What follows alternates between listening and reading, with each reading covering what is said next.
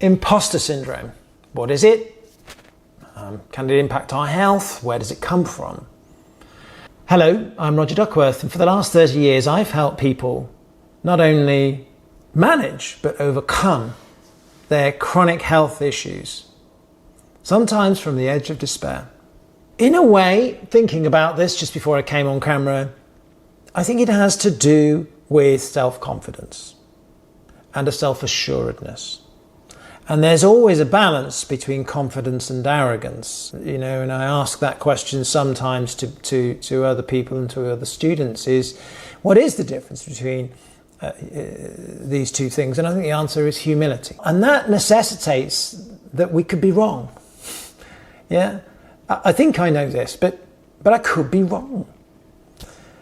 So self-doubt is somewhere in the mix of imposter syndrome, because it says I don't have a right to an opinion, I don't have a right. This is, see another video I've recently just put out of staying in your lane, staying in scope of practice, and these sorts of concepts. If we have a label that says, well, I'm a doctor, or I'm a physiotherapist, or I'm an accountant, and actually, oh well, I don't know about that. Well, why don't you? I mean, okay, yes, of course you've got that form of training, and yes, they're going to know more, but that doesn't mean that someone's feelings and thoughts on a subject that they have thought about and wondered or read about or studied aren't valid. I have another expression: there's no such thing as proof. There's only ever a weight of evidence at a point in time. Let's think about it. There is nothing really that is immutable. We live in this very scientific world that seems to say that, well, we now know. Well, it's proven that. Well, that's nonsense. I promise you, it's utter nonsense. Anybody that knows anything about the realm of research is that it's a constantly changing thing. Even this video, I hope that if this is still there in 100 years' time, someone is laughing their head off at it and saying, what a load of nonsense. I hope they are. Because then it says we've grown and we've evolved. And what we've done is we've continued to think. We have continued to evolve and continued to wonder. That doesn't mean that this is not valid right here and now. Or any of the thoughts that I put out on video here, which are of course very often substantiated in medical research, in physiological evidence and understanding at the point in time. I understand that even things like gravity have actually subtly changed. When I've spoken with physicists, they say it has actually evolved as a concept from when Newton originally described it, and therefore was it proven then? Well, yes and no. Now, it may be subtle changes or it may be gross changes. If we look back in the history of medicine, the things that we were doing 100 years ago frankly would be horrifying, and you'd get struck off. But it was right for then.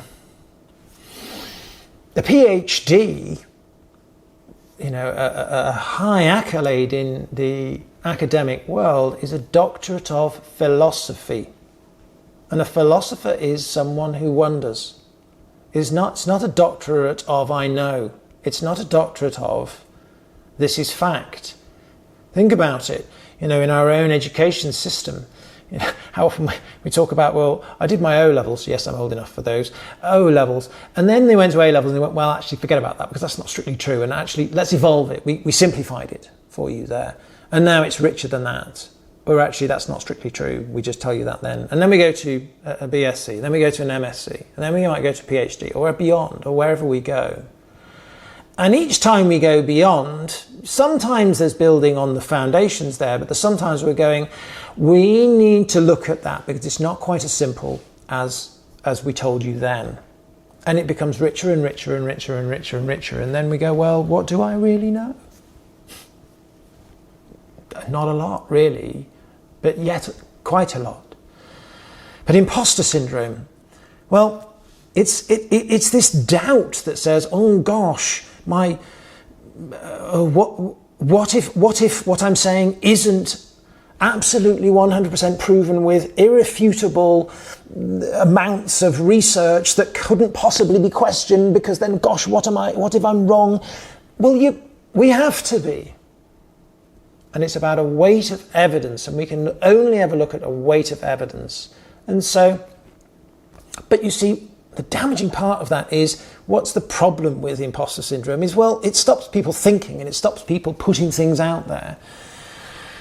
We must be safe. We can't just spout some nonsense, out there and say, well, apparently I'm entitled to an opinion. There must be some substance to these things, and this is the balance that I'm talking about. But it can be crippling, and it can be suppressing. And that has an impact on one's health, actually, because it can create an anxiety within the system of, oh gosh, dare I say that? Can I say that?